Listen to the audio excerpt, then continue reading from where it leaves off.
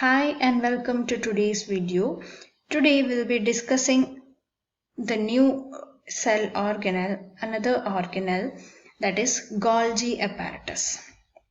Golgi apparatus is also known as Golgi bodies or Golgi complex.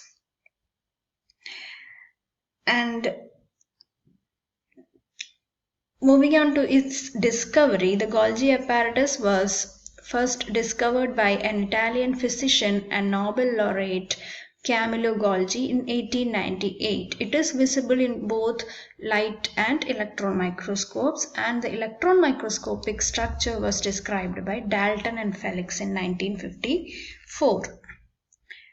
And where the Golgis are located or where it is found in it. We know that it is a cell organelle. So which type of cells do have Golgi complex? Golgi complex is present in all eukaryotic cells and it is absent in prokaryotic cells, because we know that the prokaryotic cells doesn't have any of the membrane bound organelles. Hence, it also doesn't have Golgi complex. The Golgi apparatus is especially an extensive in the secretory type of cells, and though it is found in the eukaryotic cell, certain type of eukaryotic cells don't have this Golgi apparatus. Which are they? That is mammalian RBC cells, sperm cells of bryophytes and pteridophytes, and the sieve tubes of plants don't have Golgi apparatus. It is absent in these type of cells.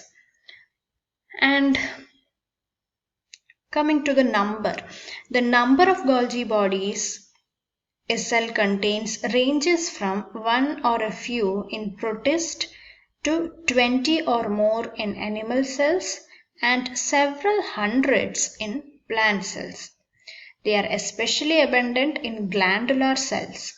Glandular cells, what do they do? Glandular cells manufacture and secrete substances. So these type of cells which are meant for secretion have extensive network of Golgi. Collectively, the Golgi bodies are referred to as Golgi apparatus. Now moving on to the structure.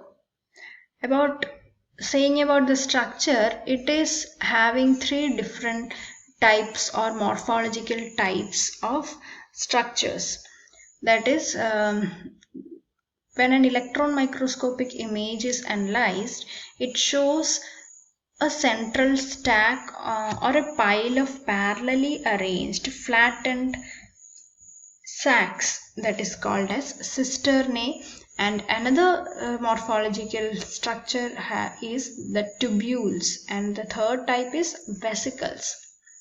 So first one is cisternae. Cisternae is nothing but the parallelly arranged flattened sacs. These sacs, number of sacs varies. It may be 3 to 7 in most animal cells and 10 to 20 in plant cells. They are equally spaced in the stack and separated from each other by thin layers of intercisternal cytoplasm. Cisternae may be flat or it may be often curved also. And the Golgi complex has a distinct polarity. The two sides are different. One side is called cis phase and the another side is called trans phase. Also, the cis phase is also known as the forming phase or the convex side, and the concave side is the trans phase. It is also called as maturing phase. Secretory materials reach the Golgi complex from either smooth endoplasmic reticulum or from the rough endoplasmic reticulum. From the trans phase, these secretory vesicles, they are processed and carried to their respective destinations. Next type of morphological form is the tubules. In this picture we can see the detailed structure. These are the parallelly arranged sacs. These parallelly arranged flattened sacs are called cisternaes, and these tube-like structures which arise from the peripheral side of the cisternae are called tubules. Tubules are tube-like structures. And the third type is vesicles, the round spherical sac-like vesicles. These are the vesicles. So these three morphological types together form the Golgi apparatus. Look, this is the inside of a cell. Here we can see the nucleus, the dotted portions. These are the nuclear pore complex, and this nucleus is closely associated with endoplasmic reticulum network. These are the endoplasmic reticulum, rough endoplasmic reticulum, which are having ribosomes attached, and the smooth endoplasmic reticulum, which doesn't have ribosomes attached. This pink colored network, it is called the Golgi apparatus. These Golgi apparatus, these are the stacks, parallelly arranged stacks, and the vesicles. We can see vesicles coming into it, fusing with it, and undergoing modifications, and it is through the transphase, it is budded off and getting discharged. So this is all about it. Then moving into the functions, the major or the primary role of Golgi bodies is secretion. What do they secrete? They may secrete enzymes, hormones, or anything that is meant for secretion. So this is the path of secretion. We know that the nucleus has the DNA, and the DNA is transcribed to RNA. These RNAs undergo translation in the cytoplasm, and the translated proteins, if it is meant for secretion, then it gets in and enters into the endoplasmic reticulum. This endoplasmic reticulum, and it is corrected, cross-checked, and if any mistakes are found, it is again sent for correction, and the corrected molecules again enters into the ER. Through the ER, it undergoes all the modifications and additions, and then it is from the ER, it is budded off and taken to Golgi apparatus. These are the vesicles which are budded off from the endoplasmic reticulum. These budded off vesicles fuse with the Golgi complex at the cis phase. Cis phase is the forming phase, so it comes and gets fused with the cis phase of Golgi complex. So during the fusion, the contents of the vesicles gets emptied into the sac. This is the cisternae, so the contents gets emptied into the cisternae sac, and that further modifications are done, additions are done. What all additions are done, or what are the modifications that it undergoes?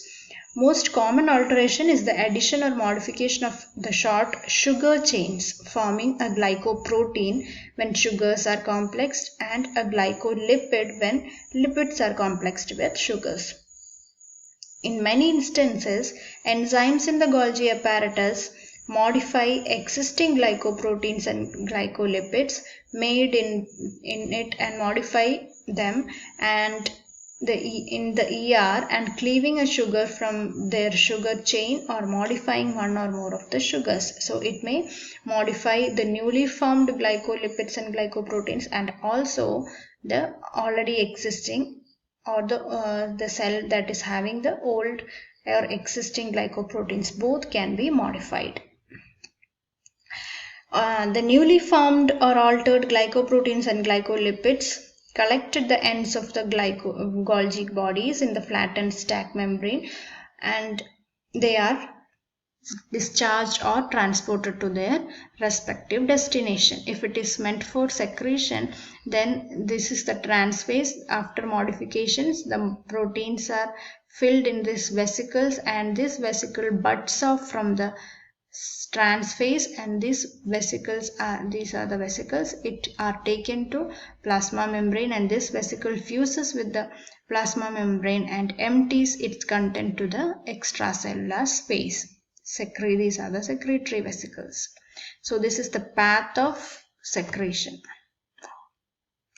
And an animated video, you can see I am attaching the link here. You can go through this link. You can click on the link and go through an animated video where you can see the animated procedure. Second function is synthesis. Major function is it is the major site of carbohydrate synthesis. It includes the production of glycosaminoglycans, long unbranched polysaccharides, which the Golgi then attaches to the protein synthesized in the endoplasmic reticulum to form what we call as the proteoglycans. Enzymes in the Golgi polymerize several of these glycosaminoglycans via a sileus link into the core protein. Third function is sulfation, addition of sulfur molecules into the protein molecules. This is another major function. This process occurs on the glycosaminoglycans of proteoglycans as well as on the core proteins. It is generally performed, this sulfation process is generally performed in the trans-Golgi network. Another process is apoptosis. What is apoptosis? Apoptosis is the programmed cell death. When a cell becomes aged, the aged cells later on becomes dead. So the cell itself triggers for its death. That signaled death or the programmed cell death, that process is called apoptosis. So Golgi complex is also involved in apoptosis with several BCL2 family members localized there. And phosphorylation is nothing but the process of addition of phosphate molecules. So this phosphorylation of molecules require energy in the form of ATP, we know that. And that ATP is imported into the lumen of Golgi utilized by resident kinases such as casein kinase 1 and casein kinase 2. One molecule that is phosphorylated in the Golgi is apolipoprotein, which forms a molecule known as VLDL, very low density lipoprotein, that is a constituent of blood serum. It is thought that the phosphorylation of these molecules is important to help in their sorting for secretion into the blood. So that was another function. And these proteins, after all these modification, they gets placed on either of three vesicles, either exocytotic vesicle or secretory vesicles or lysosomal vesicles. What are they? Exocytotic vesicles are meant for exocytosis, secretory vesicles are meant for secretion, lysosomal vesicles are meant for lysosomal destruction. Those waste proteins or the proteins which are not needed by the cell gets packed into a vesicle that is called lysosomal vesicles, and these vesicles are triggered to, or it is packaged to get into lysosome. It gets infused with lysosome and the contents are emptied into the lysosome, and that contents will be destroyed in the respective lysosomal vesicles. So coming into the function summary, to summarize, we can say Golgi apparatus is made of a stack of membrane bound, several membrane bound sacs. We call it as cisternae. Another different morphological types that form Golgi apparatus is tubule and vesicles. It has two phases, cis phase, that is forming phase or convex phase, and another phase is trans phase, that is the maturing phase or the concave phase.